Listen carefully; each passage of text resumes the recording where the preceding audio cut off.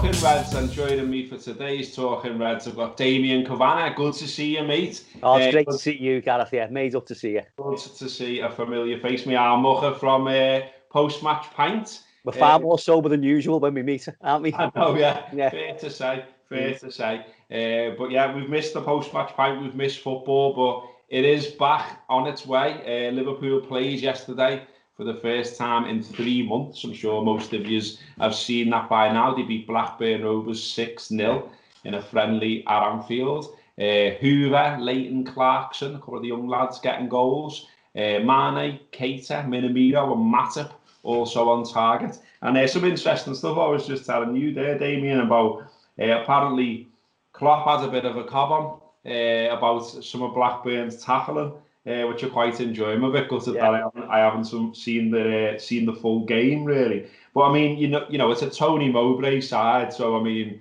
what did you expect, Jurgen? You know what I mean? Exactly, They were always going to get in, but even just being able to have this conversation and talk about tackles and sides being dirty again and stuff like that is brilliant. There was a couple of concerns. Salah and Robertson were unavailable for it, but apparently it's just sort of precautionary stuff. Also, Oxlade-Chamberlain took a knock to the ankle. Again, they don't expect it to be a big problem. And some nice stuff from Klopp, just talking about the game and stuff and how it went. Obviously, it was without fans. It was without an atmosphere. And he said himself, I thought, we don't have experience in this. I thought it would be really awkward. But we have to create our own atmosphere in the games. We have to be lively. We have to be animated, stuff like this. And being positive about the things that have happened and so on. That's how you create an atmosphere, and that's what we have to do. I think it's a good idea, isn't it, mate, that they've gone and done this and played it at the ground and not just at Melwood. Just so, you know, what Jurgen's talking about there, just to sort of take away that thing of, oh, this is weird, there's no fans and all that. You know, they've done it now. So they've seen what it's like. They've got that conditioning ready, if you like. And then we can go to Goodison Park, or they can go to Goodison Park a week on Sunday and smash the Blues. Oh yeah, let's hope so. Let's hope so. It was weird watching it. I've seen the highlights on LFC TV, and it reminded me of I used to go a million years ago. I used to go and watch the reserves play when they played at Anfield, and it just felt like that. But Jurgen, I mean, what a motivational guy! What a great speaker and communicator that he is. You know, let's create our own atmosphere, and I think he established that because the highlights there showing from what Liverpool did in the first half, the movement out of the team and the controlled aggression of them was there, and the flicks and the imaginative way going forward and, looking to pepper the goal. And that was great. And of course, and I actually like the idea that Blackburn got stuck into us. So do I. Tried to, because it'll liven them up, because I tell you what, Everton are going to. Yeah. No question about that, so let's have us on our toes. And so even if that's just edged us forward 1% more for the next game, that's great. I mean, it's just exciting that it's back, isn't it? It's weird looking at it. I mean, it was really weird looking at the highlights there on that and, thinking this is what our games become for now. But this is the stepping stone on the journey back to where we want to be. And we can't just throw football out the window for a year and hope it all works and comes back. There's far more to it than that, far more layers to the footy than that. So, yeah, I'm excited it's coming up. And I'm glad they did the Anfield thing very much. Just get them in the ring, get them throwing a few punches and, it's okay, let's get ready. Yeah, and La Liga returning yesterday as well. So, it's all on course. It's all going to happen. We've seen a couple of players there get on the score sheet and for the second time, really, everyone's talking about Keita again. And it's nice for Minamino to score a goal, albeit in a friendly behind closed doors and all the rest of it. But, those two, I keep thinking, and conversations I'm having with my mates now are a bit like, could we see these two lads, make a big contribution in these 9 games? Perhaps it'll suit them. Perhaps whatever difficulties they've had, it maybe feels like there's less pressure because you haven't got 55,000 in the ground and things like that. And maybe those two could shine because of all of this. I hope so, and I think we're going to be right about that. I think that's good. I think that is going to happen. I don't think the atmosphere bothers them. I think the season pros and they know the way around. Liverpool bought them for a reason that he can play in that environment. Keita's had a very stuttering season for us, and everyone wants to do well. And if he does a half decent flick, everyone's saying, "Oh, did you see that unbelievable flick?" They really want it to happen for them. But I just think the type of players that they are, little, fast, nimble, imaginative, moving in and out. And you're talking about a season that starts now, where you get it's almost like the start of a season, and in fact the fitness levels will probably be not as good the match fitness won't be as good as they are on the opening game in August. It could work to these players' advantage just by the nature of the athletes that they are. So before the game gets too quick, and before people are up to speed, if they've got a small advantage there, they can make that count, and then that can breed confidence. I mean, football's full of people who have had a steady career, and all of a sudden they have a good couple of games, and it lifts them off. So yeah, there's a good chance, I think, with these two, if they're used, and the whole 5 substitutes thing. The squad's going to be really used around that, and they can really make an impact, these two. I expect to see them involved a lot more than they have been up to now. Here's the chance. And what's Jurgen got to lose here? Because we've won the league anyway. There's no maybe, but we could lose all our remaining games and still win the league.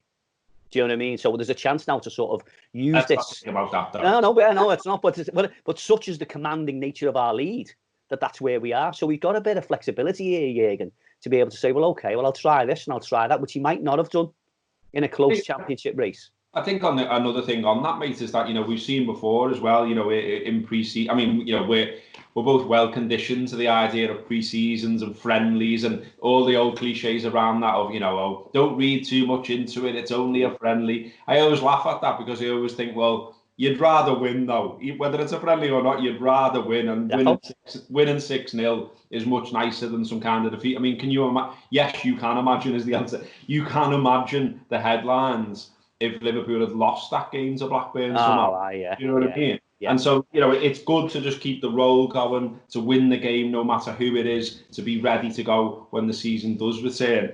And I just think as well that what I was going to say about pre-seasons and friendlies and things like that, and the way seasons start, you often see that different players, reach the peak at different times. And, as you're saying there, it could be an opportunity for one or two of them because, the first 11 was pretty set, back 3.5 months ago when we were last sort of watching Liverpool play Premier League football. And now all this time has gone and people have got fitter and people have had time to have a rest and things like that.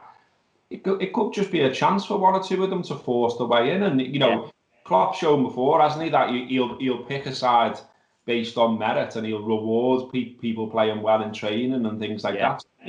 It could be that you see a Keita on the pitch at Goodison Park. It could see that you see Minamino deployed when you weren't seeing much of him way back in March. Yeah, I think so. I think, like I say, this unusual set of circumstances is going to land in someone's favour, and it's up to those players to take their chance. There's no more excuses anymore for Keita, as far as I'm concerned. They bought him; they were made up to get him. He's been a bit unlucky. He's shown flashes of it. We're the champions of the world here. We want players who show more than flashes. He's been treated very well by the club. They're putting their arm around. There's no criticism or anything like that. The fans want him to do well. Here's your chance, mate. Go and take it. You're a boss player. That's why we bought you. Liverpool thought you were the solution to Liverpool improving. Going on to win European Cup, win the World Championship, win the league. Here's your chance. Have all that confidence and just use what you've got.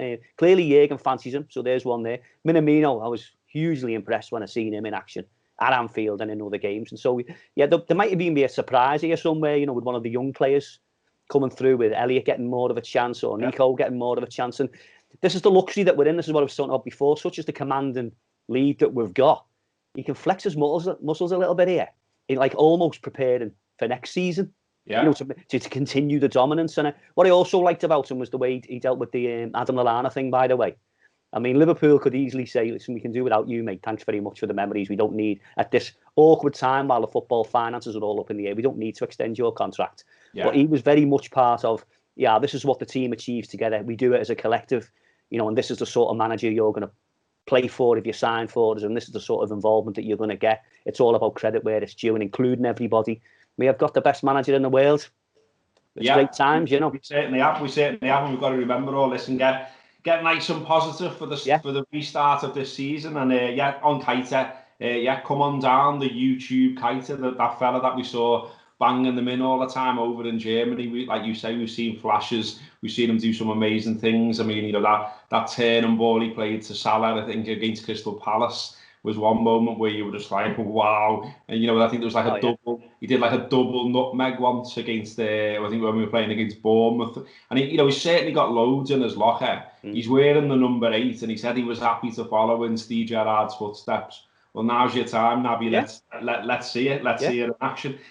Just to move on from that, wanted to have more of it's a serious conversation, but it's a conversation that I think we should have. Spirit of Shankly put something out this morning just saying that one of the fixtures where there's still a doubt over where it's actually going to be played is Manchester City v Liverpool. And this is a reminder that there's a lingering mistrust of football supporters, I would say. I wrote something about this on the Anfield app last week about Gareth Roberts, who's the head of, he's basically the football lead for the National Police, if you like. That was an excellent piece, by the way, Gareth, and I shared that. It was excellent, yeah, brilliant. He's been out there loud and proud talking about football supporters being a problem once more, and he's got form for this. Thankfully, he was not supported by the local forces, Merseyside Police, Liverpool Council, etc. The Safety Advisory Committee ignored anything coming from him, and have said they're happy for games to go ahead at Goodison and Anfield. And so we're all looking at that, and we're all saying, great, common sense has prevailed. That's what should happen. Our club should play in our city and all the rest of it. Totally agree with all of that. But then you've still got this sitting there, this Man City Liverpool game, and even the fact that it's not they haven't decided that it hangs in the air. That's almost like a message in itself. It's like Liverpool could go there and win the league. Yeah. We don't want their fans there. And you know what I mean? There's just this level of mistrust that constantly lingers. And my worry about it, and I've just been on a walk there with one of my best mates, and we've been talking about it then.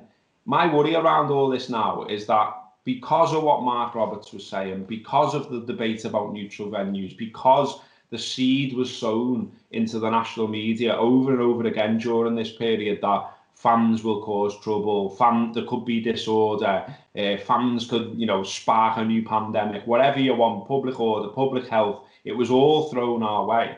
I think now, that because that seed's sown, it's just there waiting for seconds of the media to turn up at Goodison, to turn up at Anfield, to turn up at any football ground and just go, look at these football fans, look at them, dickheads, what are they doing? Why are they there? Why are they there? And my beef about that is that we're not football fans, we're just people. Yeah. And a proportion of people, a section of society, however you want to term it, haven't really given a shit about the lockdown all the way through. We've seen it on beaches, we've seen police gathering themselves on Westminster Bridge. Spot on. We've seen, we've seen raves, illegal rave, so what I'm saying is people haven't been respecting the lockdown, and there's a reason for that. There's the communication around it, there's the decisions of the government, etc., etc. We're not going to have a political debate. My point, though, is that why do you want to tar a brush again, and which is a dangerous game, on football supporters? And I'm worried that people perfectly legally can go to Stanley Park, for instance, when Liverpool are playing Everton, and perfectly legally, to be honest, can be on the streets if they're distancing and they're in a group of six and all the rest of it. They're not breaking any rules. Nothing is written down to say that they can't do it. But you've got these little appeals, don't turn up, don't go, don't do this. And then that then sows a thing for the media to say, here's football fans disobeying, here's football fans not caring, look at football fans, aren't football fans horrible, aren't football fans knobheads, etc., etc. And this is something, as you well know, mate, that has gone on for decades. Oh yeah. And it feels to me it's time it was nipped in the bud. This is 1980s policing, 1980s media coverage. Definitely. And it needs to change. Yeah, it's very cheap journalism, isn't it? And it's an easy story for them to get. You're quite right. I mean, football fans shouldn't be held for better or for worse than anybody else. We're just human beings. We happen to like football. There's been other people acting irresponsibly, acting without as much thought as they might do. That might move over, and that might happen with some football fans. The big thing is, our local police forces have said they're happy to deal with it. So over to them, right? So whatever preventative measures they think they need to do, they're very experienced in dealing with our own community and how it works for us. So there's the first thing. So that's over to them. But then also over to us as well. I can't imagine many people travelling any distance to be around the ground. I mean, I just think that'd be daft. I would only, encourage. I mean, as a Liverpool supporter, it sounds really, cheesy this and that, but Shankly would sort of built this up, didn't he? And sort of like Liverpool supporters, you're an ambassador for your club, you're an ambassador for your city. It doesn't mean you have to go around taking yourself seriously. It just means conduct yourself in a way that you think reflects well. You know, and I hang around with loads of people who are like that. And I enjoy speaking to people from all different, you know, clubs who they support, and they all act like that. So yeah, the media will be out there looking for the devil. There's no question about that. Absolutely. And then what will happen will be the grounds that we've got at Goodison and at Anfield are in built-up areas. Yeah. And people are allowed to watch it on the telly. And so what you might have is people who live in the immediate vicinity of the ground coming outside. And if Everton win the derby and they want to cheer for that, fair play to them, they're entitled to that. And Liverpool the same. Now, as long as they don't get carried away, you've just got to bear in mind it will reflect negatively on us. And we don't need it, because the vast majority of people won't do anything wrong. And for some reason, you know, it's like, you know, you're talking about people gathering at beaches or raves or whatever have you. And quite rightly, and if they need calling out, they get called out. But football fans have got to come up and behave like on a notch level that's much more honourable and noble and responsible than anybody else. So say that's 100% responsible. But if they drop to 99% responsible, they're still going to be judged as worse than other people. And so that it's wrong. And so the only thing that we can do is combat that. We know it's coming. So gather how you're allowed to gather us sensibly, and then it's just celebrated in the way that we can. And what I really loved about Jürgen's message was, and I think we should have this filter through, was, you know, with brilliant Neil's interview with him there, was like, we'll celebrate when we can. We don't care about anybody else. You know, if that means we celebrate in February next year about a title they'd won the previous year, then we'll do that. Yeah. We'll get the Anfield raffle, do something, you know, Boss Night will do something, the club will do something. We'll all gather together and we'll all make it special. So yeah, you know, it's just a question of, you know, the media, we know it's going to be negative about football fans. We just take our responsibility to our own families and our own communities and our own club and enjoy it. And let's be boisterous. Let's enjoy it. Don't get me wrong. You know, I'm gonna get more than half drunk here, mate, watching this on the telly, you know. And I might be running around the garden like with my shirt off or something. I don't know, you know, but we should enjoy it. But yeah, the media, it's horrible. It's an agenda that unfortunately we find very difficult to shake off for some reason. And there's been such positive actions by fans, you know, the whole food banks thing and all these noble causes that they come up with, and still you can't shake off this negative opinion that people have got about us. And it's very sad. And hopefully this gathering of spectators doesn't go ahead the way people think. And on the other side of this, we can point things out and work together to improve that. But it's a battle that will continue to struggle. It's been going on all my life, certainly. Yeah, I just feel like, you know, it's like an empty net for, you know, as I say, some sections of the media, not all, because we shouldn't blanket them either.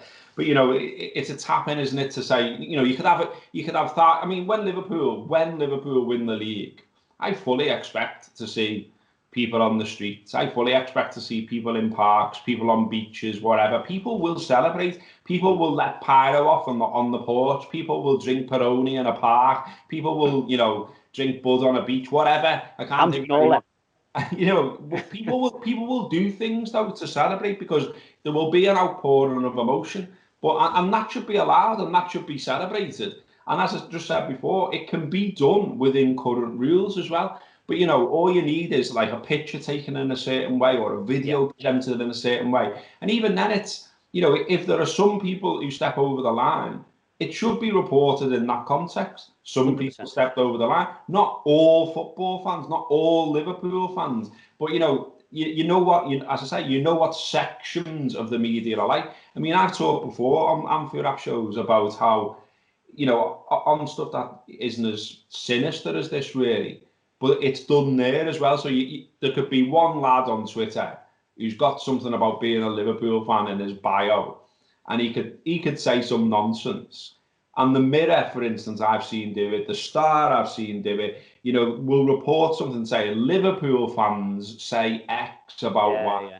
And when you click through to the story, they're just quoting a tweet or two.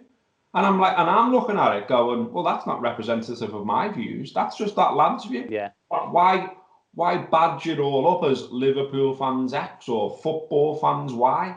You know, it's just the want to stir the pot around football supporters.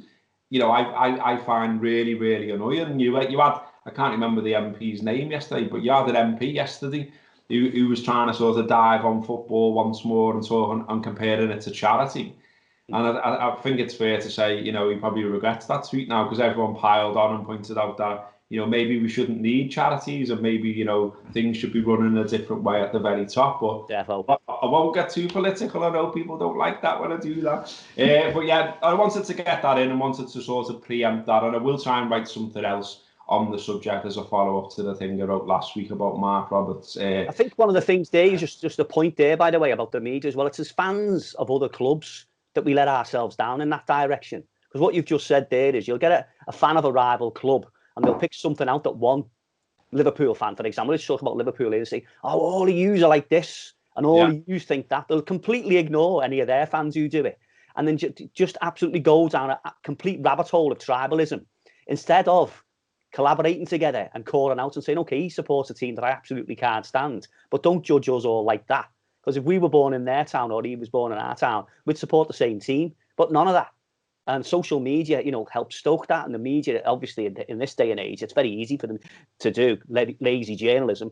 Yeah. Just go on the Twitter and find some quotes. I mean, how easy is that to make an argument, out of something that shouldn't be? So, yeah, as fans who get divided and conquered in that way, we're part of the problem ourselves. And what we should do is not take debate all the time with each other, but sort of stand up for each other a lot more. And that really would take us a long way as fans in so many ways.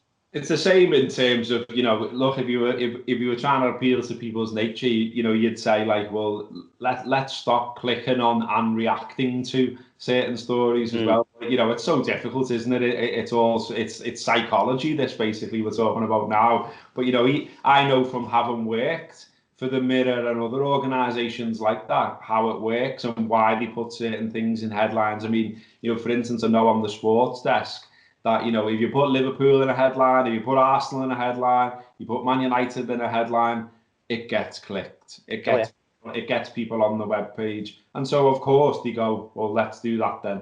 And so, that's why you see roundups of Liverpool gossip every day, roundup of Man United gossip every day.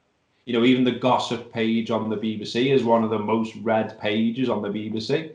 And so they're always going to do it because, one of their boxes that they have to tick, all of them, is let's drive traffic towards the website. So they're doing that. Yeah. But then equally, it means it's sown into some minds of some reporters at some places. If I can get Liverpool into this headline, I'm going to get clicked. And we've seen it. We've seen it with our mate Stu Brennan at the MEN. Oh yeah.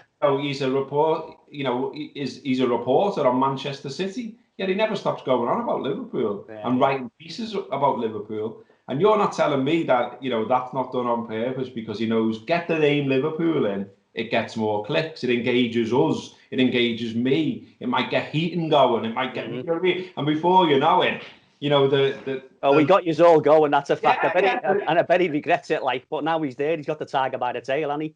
Well, exactly, and the Liverpool online mob is out with its pitchforks, and but he can go back to his boss and say, got whatever 100,000 hits that, and they're not bothered that most of them were from Merseyside or whatever it may be. You know what I mean? So yeah, it's a mad one, and it's probably a show in itself. We've actually done a show, haven't we? Yeah. But I wanted to talk about that too as well because I just thought we've got to sort of preempt this and fight against it a little bit because I think the police stuff certainly for Mark Roberts has been a little bit grim. And a little bit disingenuous as well in terms of why he wants to paint football fans in that way because it is to the police's or it is to some police's advantage, I would say, to paint football fans as a problem because they would like football clubs to pay towards policing. Again, another show this really, but I've been reading some parliamentary debates and how MPs have been briefed by certain parts of the police and it's quite easy to join the dots, and when you join the dots, you don't get a great picture. But anyway, I've gone on here, haven't I? I've gone on. It's all good, though. You're right. We are, of course, looking forward to the footy, like we said at the top. Great to see the Reds in action. Great to see Anfield being used again. Great to see the ball going in the back of the net. Great to see Sadio Mane in such great form as well, it seems. So we're all looking forward to it. Big countdown now to when it does come back. Loads of stuff now on the Anfield app every single day. Podcast, video, stuff on the website to read as well. The shop is back open as well. Patrick is back in position packaging stuff up, sending it out to you. So if you want to buy a t-shirt, you want to get something decent for that celebration in the park or on your porch or whatever you're going to do, get your orders in now, get your orders for your t-shirts, and loads of them are discounted as well, by the way. We put a bit of a sale on, so check that out at theanfieldapp.com. What else do I need to tell you? I need to tell you that Damian's been great today. Thanks for joining me, mate. Pleasure, always. Before we go, I want to say, don't you go, because we're going to stop talking now, but there's one more message for you when this video ends. So watch that message and please follow the instructions. Up the Reds. Up the Reds, Gareth. All right, the Reds, thanks very much for watching another Anfield Wrap video. Thanks very much for supporting the Anfield Wrap all these years, and particularly during the current crisis that we're all going through.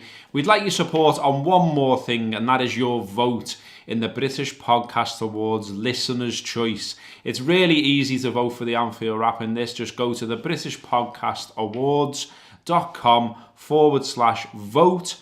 You can search for the Anfield Wrap there, select the Anfield Wrap, make sure you verify your email. The email may well drop into your spam folder or your trash folder. Verify your vote. You've voted for the Anfield Wrap, you've done your bit, and hopefully when the vote closes on July the 6th, we're going to win the thing this time, because we've come second 3 times now to BBC-backed podcasts, and this time we want to win it, because you know what our mate Bill said about coming first and coming second, and this time we've got a thirst for first. So do your bit, please. Nice one. Vote for us. Vote for the Anfield Wrap.